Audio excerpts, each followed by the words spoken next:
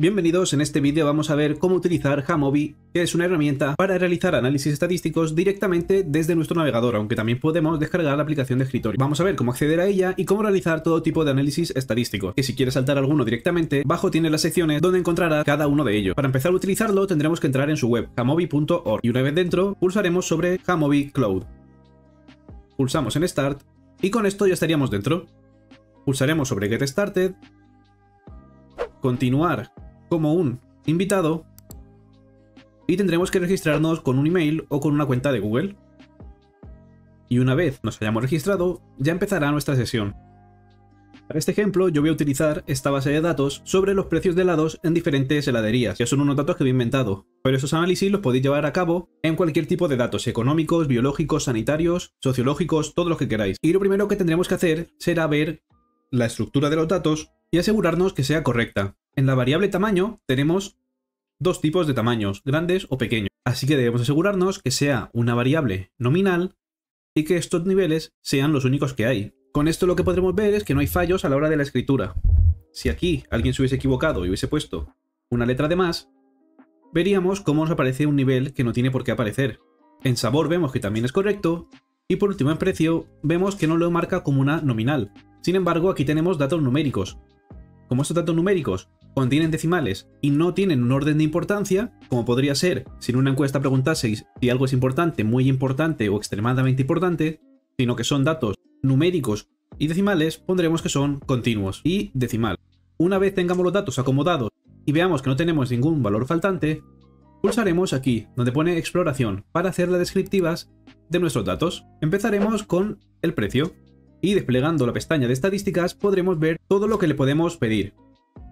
Por defecto nos muestra la n, que es la cantidad de datos que tenemos, 25, los valores perdidos, es decir, los valores que no están completos, aquí no tenemos ninguno que falle, la media, la mediana, la desviación estándar, que es más o menos cuánto se alejan los datos de la media, el valor mínimo y el valor máximo. A esto le podríamos pedir que nos dé también la moda, que es el valor que más veces aparece en nuestra base, aquí nos dice que hay más de una.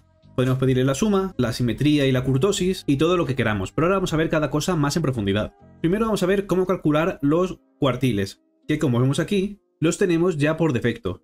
Si quisiéramos ver los quintiles, tendríamos que ya ponerlo de manera manual y así podríamos ver todo lo que quisiéramos. Otro dato muy relevante sobre nuestros datos numéricos será que podremos ver el coeficiente de asimetría, que nos aparecerá aquí. Si el coeficiente de asimetría es positivo, significará que tenemos una distribución asimétrica hacia la derecha. O lo que es lo mismo, si esta es nuestra distribución, nuestra media estará desplazada hacia la derecha. Si por el contrario fuese negativo, la media estaría desplazada a la izquierda. Y si es 0 o cercano a 0, como en nuestro caso, lo que nos indica es que tenemos una distribución casi simétrica. También podremos ver la kurtosis, que nos aparecerá aquí. Si tenemos una kurtosis negativa, tendremos una distribución de este tipo, platicúrtica, que serán así más amplia. Por el contrario, si la tenemos positiva y cercana a 1, tendremos una leptocúrtica, que se centra en un punto y no tiene colas en los laterales. Y si lo tenemos cercano a 0, será una distribución mesocúrtica, que se parecerá bastante a la distribución normal o a la campana de Gauss. Esto vamos a verlo ahora de manera visual. Y es que si pulsamos aquí en gráficos y en densidad, veremos que se nos dibuja la distribución de nuestros datos, que como hemos visto tiene una simetría hacia la derecha y es platicúrtica, ya que se comporta casi igual en todos los puntos donde aparece. Y ahora la siguiente pregunta que tendremos que hacernos es si es una distribución normal, ya que hemos visto que esta kurtosis es tan negativa y tan cercana a 1, podremos esperar que no sea normal, pero para comprobarlo utilizaremos el test de normalidad de Shapiro-Wilk. Este test, aquí nos aparecerá valor P de Shapiro-Wilk, tenemos un valor de 0,517. Este valor por encima de 0,05 nos indica que no hay suficientes datos como para rechazar la hipótesis de que nuestros datos no son normales. Es decir, que nuestros datos sí son normales.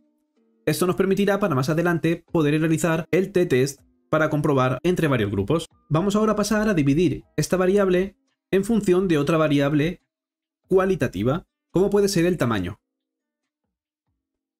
Al hacer esto obtendremos los mismos resultados, pero dividido en los dos grupos, grande y pequeño.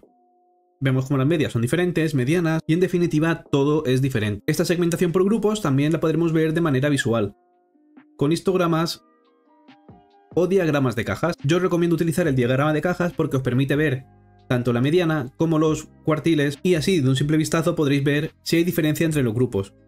Aquí a priori parece que hay indiferencia, pero faltará ver si esta diferencia es significativa, que es lo que comprobaremos más adelante. También podemos describir las variables que no sean numéricas. Para ello le tendremos que añadir como variable, vamos a añadir las dos de golpe, y tendremos que pulsar donde pone tabla de frecuencias. Y aquí debajo nos aparecerán las frecuencias de cada grupo. Como vemos hay 13 grandes y 12 pequeños, de fresa hay 9, de chocolate 8 y de uva 8.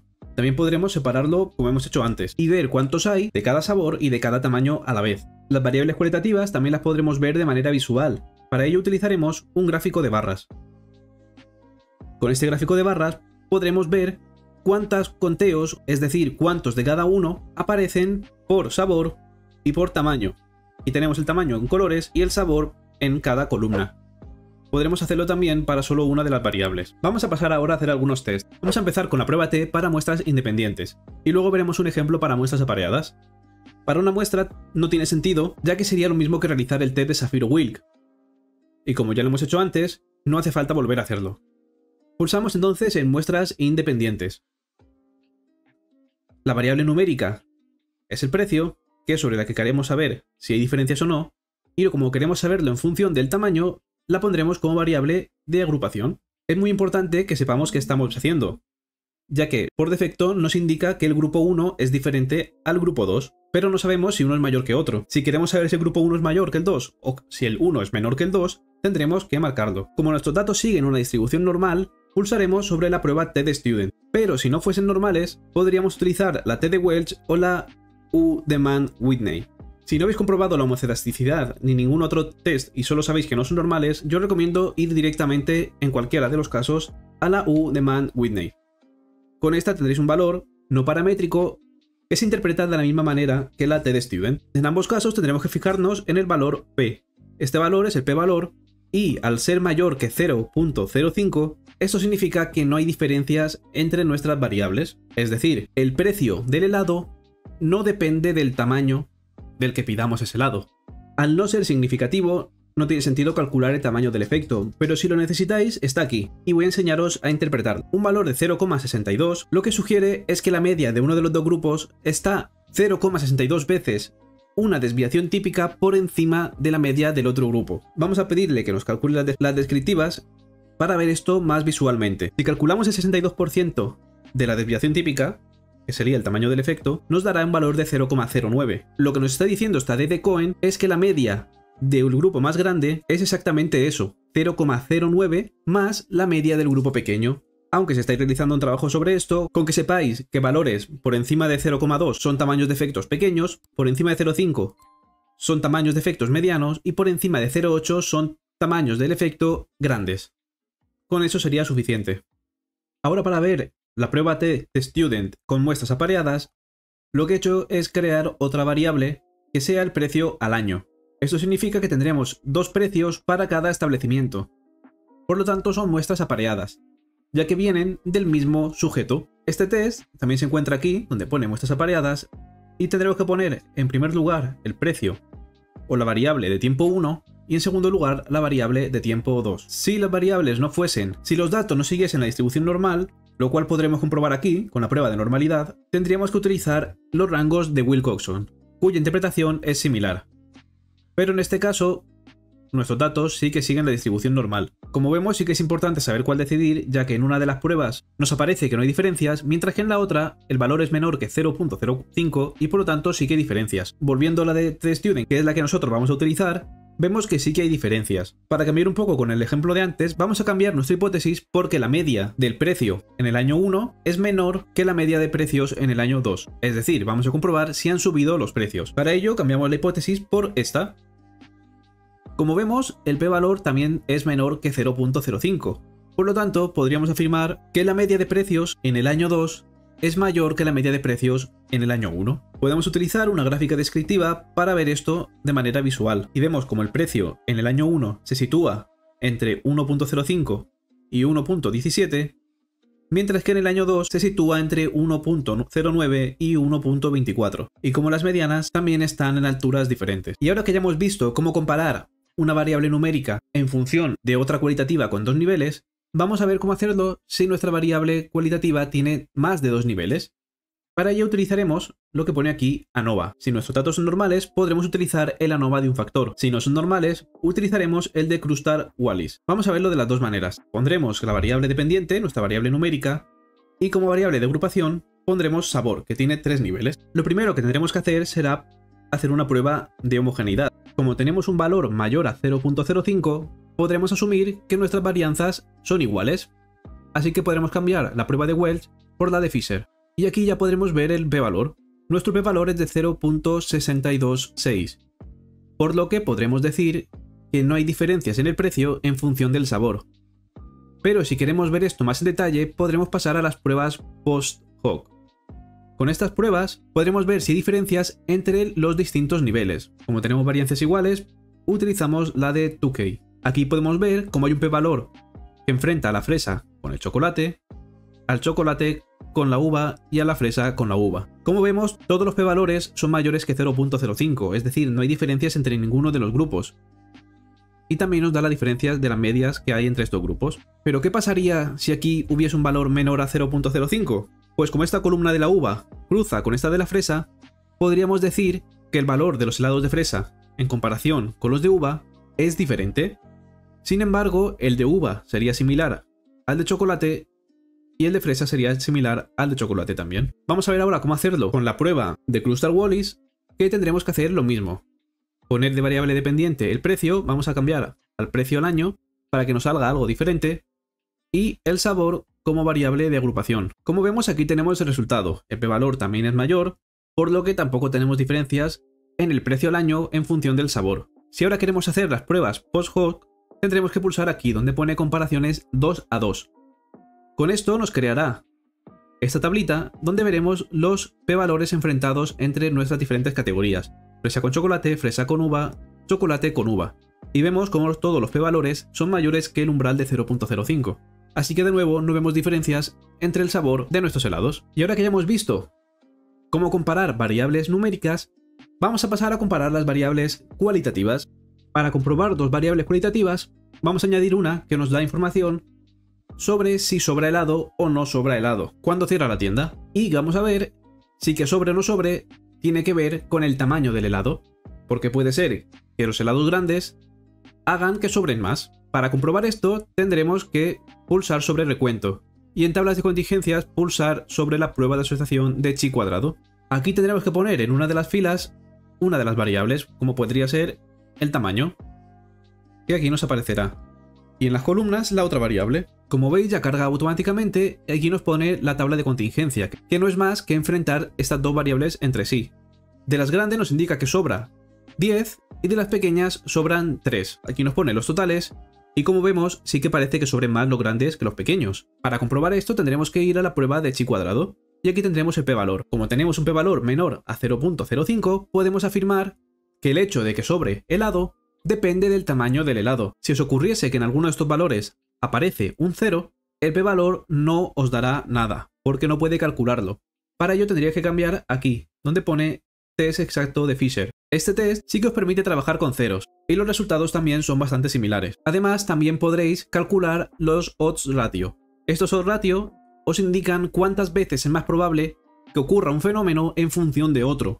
En este caso tenemos un valor de 10, y lo que nos indica es que si el helado es grande, es 10 veces más probable que sobre que si el helado es pequeño. Esto podemos verlo gráficamente con un gráfico de barras, y vemos cómo al ser un helado grande sobra mucho más que cuando es pequeño. Vamos a seguir ahora con las regresiones. Como veis, he tenido que pasar a la versión de escritorio porque la nube estaba colapsada y no me dejaba continuar. Pero el funcionamiento, como ya sabéis, es el mismo. En primer lugar, vamos a calcular la matriz de correlaciones. Estas correlaciones nos permiten ver si el hecho de que una variable aumente provoca que la otra aumente o disminuya. Por lo tanto, solo podremos introducir variables numéricas y podremos calcular el coeficiente de Pearson o de Spearman, que son los que yo recomiendo utilizar. Después definimos nuestra hipótesis, que es que las dos variables están correlacionadas, y ya tendremos aquí la matriz de correlaciones. Si introdujésemos más variables numéricas, continuarían horizontal y verticalmente. Para interpretar esta matriz, tendremos que fijarnos en la variable que aparece en la línea y en la columna, precio por año y precio. El valor R será el valor de la correlación, 0,766. Valores positivos indican una correlación positiva, es decir, cuando una aumenta, la otra también lo hace, mientras que valores negativos indican lo contrario, que cuando una aumenta, la otra disminuye, y valores cercanos a ceros que no hay ningún tipo de correlación. Aquí tenemos una correlación positiva bastante fuerte. Además, su p-valor es menor que 0.05, por lo tanto es significativa. Es una correlación que existe de verdad. Gráficamente podemos verlo pulsando en la matriz de correlaciones, a la que podemos añadirle el valor de la correlación. Aquí vemos que conforme una de las variables aumenta, la otra también lo hace de manera vertical. Este tipo de gráficos y matrices son más interesantes con otro tipo de datos, no datos anuales, porque se espera que sean correlacionados. Si tenéis variables diferentes numéricas, podéis hacer esto y tener unos resultados bastante interesantes. Con este tipo de datos que tenemos, vamos a pasar ahora a las regresiones.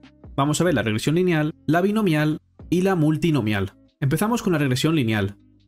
La regresión lineal nos permite ver si los valores de una variable dependiente están influenciados por más de una variable a la vez. Si antes hemos visto si el precio estaba influido por el tamaño o por el sabor, ahora vamos a introducir estas dos variables a la vez, para ver si su interacción hace que cambien las significancias. Por ello, pondremos variable dependiente el precio y añadiremos el tamaño y el sabor.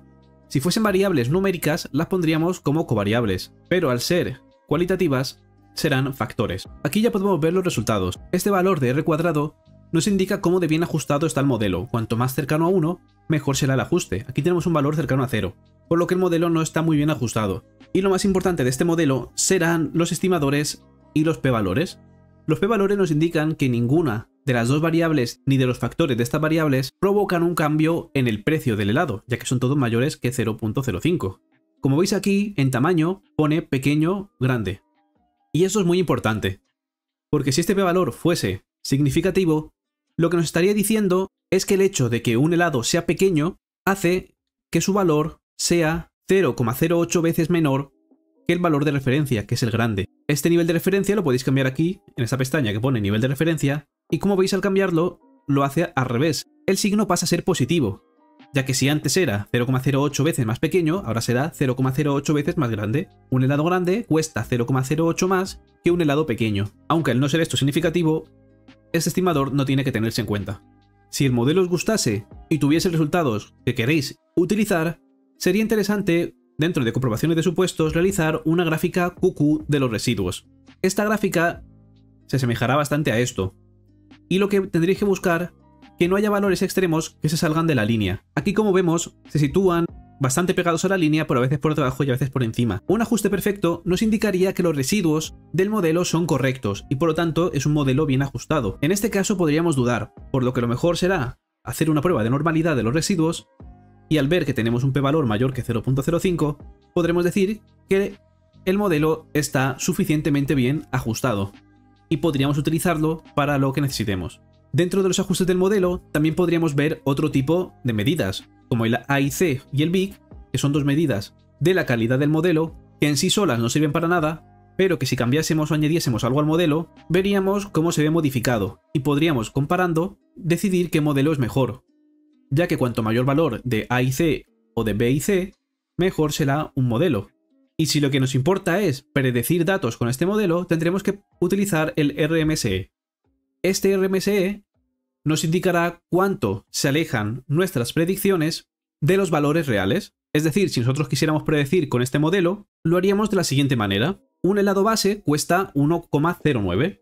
Si lo elegimos grande, le sumaremos 0,08. Por lo tanto, ya tendremos 1,17, que será la suma de estos dos. Y si ahora lo elegimos de chocolate en vez de fresa, hará que sea 6 céntimos más baratos. Y nos costará 1,17 menos 0,06, es decir, 1,11.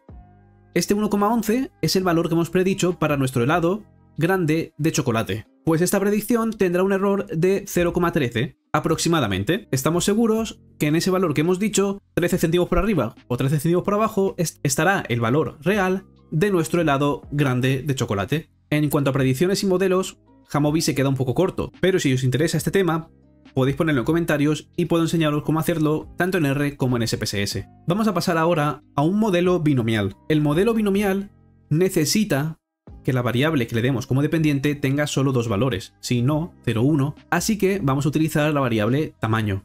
ya que esta solo tiene dos posibilidades, grande o pequeño. Como factor vamos a darle el sabor y como covariable el precio al año. Como vemos, los resultados son bastante similares, ya que estamos comparando siempre las mismas variables, entonces es de esperar que sean los mismos. Este modelo tiene incluso menor R cuadrado que el anterior, y los p-valores, como hemos dicho, son similares. No tenemos diferencias en función del sabor ni del precio al año. De nuevo, en este tipo de regresión podréis cambiar el nivel de referencia, añadir el B y C, y la principal diferencia con el otro modelo y la ventaja por la que mucha gente le gusta utilizar este tipo de modelos es que puedes calcular los odds ratio con su intervalo de confianza. Estos odds ratio son algo similares a los estimadores. Si bien el estimador nos permite saber cómo varía la variable dependiente en función de las otras variables, no suele ser muy visual. Por el contrario, el odds ratio sí que es bastante visual y es tan fácil de ver como que el helado sea de chocolate en lugar de fresa hará que el tamaño aumente en 1,24. Y en el caso de las variables cuantitativas, por cada aumento en 1 del precio, por cada euro que suba el precio, será 0,03 veces probable que sea grande. Es decir, que el helado sea grande es mucho más difícil, ya que si multiplicamos algo por más de 1, su valor aumentará, pero si lo multiplicamos por algo menor que 1, como 0,03, su valor disminuirá. Y en este vídeo ya vamos a dejarlo por aquí, porque para hacer el resto de regresiones y de análisis de componentes principales, exploratorios y confirmatorios, necesitaremos otro tipo de bases de datos que tengo que buscar. Además te recuerdo que tienes ejemplos prácticos con bases de datos reales que analizo desde el principio hasta extraer los resultados utilizando Jamovi, SPSS y R. Y para acceder a ella solo tienes que unirte como miembro del canal. Y de paso me ayudas a seguir creando contenido, ya que todo lo hago de manera gratuita. Y si tienes dudas, déjalas en comentarios, suscríbete para no perderte los siguientes cursos sobre Jamovi, dale me gusta y nos vemos en el siguiente vídeo. Un saludo.